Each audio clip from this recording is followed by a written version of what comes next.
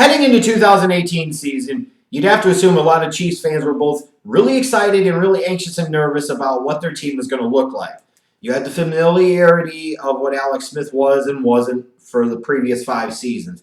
Now you're going with a young first-round pick at the position in Patrick Mahomes. You know he's got phenomenal arm talent, but he has a reputation for being a gunslinger and kind of reckless. What was this team going to look like? Well, you found out. Get a quarterback in there with bigger arm talent, and they were able to do more things, even though their defense still absolutely sucked. Patrick Mahomes throwing for 50 touchdown passes, MVP season. And when all is said and done, they realistically, even though you don't want to just put it on one play, the reality is they were a D Ford offside penalty away from making it to Super Bowl 53, which I'm confident they would have went there and probably beaten the Rams. Like, that's how small the margin was here between the Chiefs having a really good season but ultimately disappointing finish and potentially going all the way and winning their organization's second Lombardi trophy. I mean, it was a great season for the Chiefs, which has to give you a lot of hope now for them potentially being able to, go into 2020 or 2019 and maybe take that next step. They did make some moves here in the offseason to try and address that defense. They're changing schemes from 3-4 to 4-3. They traded away D Ford to the 49ers for a future second-round pick. They traded their own first-round pick in order to get Frank Clark, which seems like kind of an interesting move, but based off of the scheme it looked like they're going to run here, Frank Clark made more sense. It was a better fit long-term ultimately than what D Ford was, and maybe it was time to get D Ford out of there. They went and added Honey Badger and Bashaud Breeland, so they try to add a little bit of depth to that secondary because God knows they needed it. Late in the game here in the preseason, they added LaShawn McCoy after he was cut by the Bills. You'd anticipate, while he's not the shady McCoy of old, he's a guy that's familiar with Andy Reid. He's been in that system. He fits that system, and he'll be able to come in and be a guy that can help out. But this is a team that you look at and you say, a lot of the other core pieces are going to be in place, and assuming they don't suffer a rash of injuries, it's hard to envision things going that much differently in 2019, especially if Mahomes doesn't significantly regress, which I would highly, highly doubt is going to happen.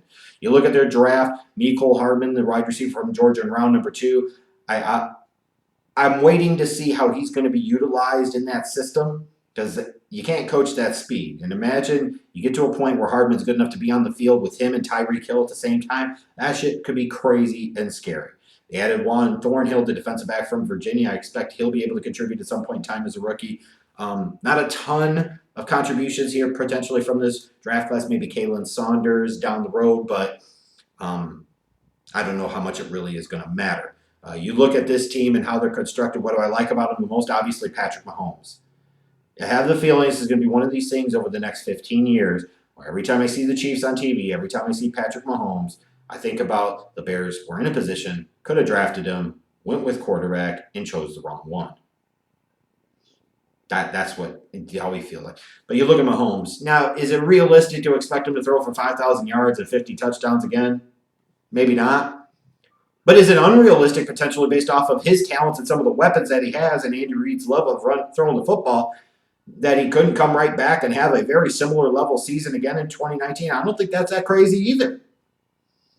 Wouldn't be surprised if it's the last time he threw for 5,000 yards, 50 touchdowns, stuff like that. It's going to be crazy. Then you look at his skill talent. You've got Tyreek Hill, one of the most explosive weapons in the National Football League. Travis Kelce, one of the best tight ends in the National Football League.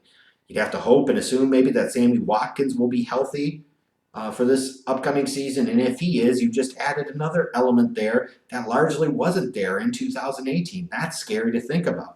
On defense, you look at the addition of Frank Clark, and you've got Chris Jones there who had a great 2018 season. I think that defensive line, at least, is going to be pretty good for the Kansas City Chiefs. The question marks revolve more around the back end of that defense, the linebacking core and the secondary. You're changing systems. You've got new personnel in place. Is that personnel any good? Time will tell. Then you look at the running game. I talked about them adding Shady McCoy and some of the other backs that they have. But do they have a real difference maker factor back like you were envisioning initially Kareem Hunt could be before he ultimately was cut by the team in the middle of last season? That remains to be seen. But when you look at this team and you look at where they're at, look, weeks 10 and 11, you go to Tennessee, to the Chargers. You feel like their offense travels anywhere and can score with anybody and outscore anybody. the last 4 games of the season when potentially the Chiefs could be looking at trying to lock up the division and potentially looking at first round bye, home field advantage throughout. You go to New England week 14, that's going to be a monster game. Host Denver week 15, divisional game in December in Kansas City. Who knows how that could play out? Then you got to go to Chicago. Now you probably assume that's going to be in prime time in week 16. Who knows what you're going to get there? You got to face that really top-notch level Bears defense in the week 17. Could be a lot at stake when they host the Chargers in Arrowhead. This Chiefs team, I'll be stunned if they don't still win this division this year. Yeah, I don't have great hopes for their defense, but this is the thing, is that their offense is going to be so good and so explosive, barring significant injuries to multiple guys or significant regression or injuries to Patrick Mahomes. This team is going to average 30-plus points a game. They are going to put up a shit ton of yards and a shit ton of points. They're not going to need to stop people a ton. Just stop other teams a couple of times a game and maybe come up with a big stop in a big situation, and that will be good enough. I wouldn't be surprised to see the Chiefs win 13 or even 14 games here in 2019, win the AFC West by a couple of games, and potentially lock down home field advantage throughout the playoffs in the AFC. Worst case scenario, get themselves a first round bye.